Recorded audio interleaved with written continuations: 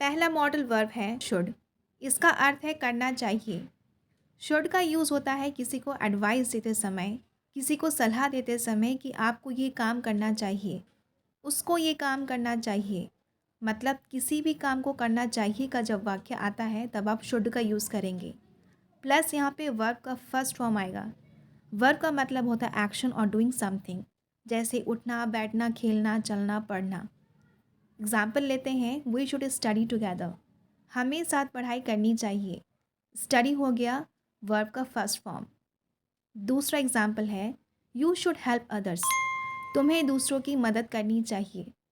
Help हो गया यहाँ पे वर्ब का फर्स्ट फॉर्म। नेक्स्ट है शुड बी। शुड बी का यूज़ होता है दो तरीके से। पहला है होना चाहिए। यहाँ पर वर्ब का कोई यूज़ नहीं है क्योंकि यहाँ पे कोई एक्शन नहीं है। यहाँ पे आपको कोई काम करने के लिए नहीं बोला गया है, बस होना चाहिए। तो इसीलिए हम वर्ब का यूज़ नहीं करेंगे। जैसे एग्जाम्पल से लेते हैं, Rahul should be at home by 2 PM। Rahul को दोपहर 2 बजे तक घर पर होना चाहिए। He should be in this room. उसे इस कमरे में होना चाहिए। शुड बी का दूसरा यूज़ है किया जाना चाहिए। मतलब कोई भी काम को या फिर किसी भी काम को किया जाना चाहिए। प्लस यहाँ पे वर्ब का थर्ड फॉर्म यूज़ होता है क्योंकि यहाँ पे एक्शंस को इंडिकेट किया गया है। जैसे we should be told about it. Tell का हो गया टोल्ड, वर्ब का थर्ड फॉर्म यूज़ हुआ। हमें इस बारे में बताया जाना चाहिए। He should be given good salary. Given हो गया वर्ब का थर्ड फॉर्म, मतलब उसे अच्छी सैलरी दी जानी चाहिए। शुड हैव का भी यूज़ टू वेज में होता है। तो पहला तरीका है यहाँ पे आपके पास कुछ होना चाहिए। यहाँ पर वर्ब का यूज़ नहीं होगा क्योंकि यहाँ पे कोई एक्शन नहीं है, कोई एक्टिविटीज़ नहीं है, आपको कोई कुछ करने के लिए या फिर कहने के लिए नहीं बोल रहा है। तो हम यहाँ पे वर्ब का यूज़ नहीं करेंगे।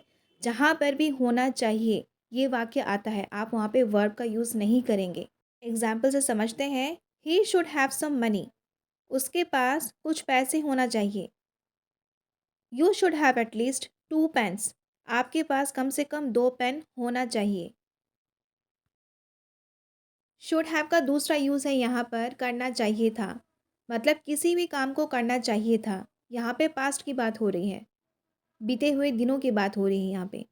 प्लस यहाँ पे वर्ब का थर्ड फॉर्म यूज़ होगा। एग्जाम्पल से समझते हैं, they should have asked me as well. उन्हें मुझसे भी पूछना चाहिए था। यहाँ पे आस्क का थर्ड फॉर्म है आस्क्ड। दूसरा एग्जाम्पल है, he should have met me that day.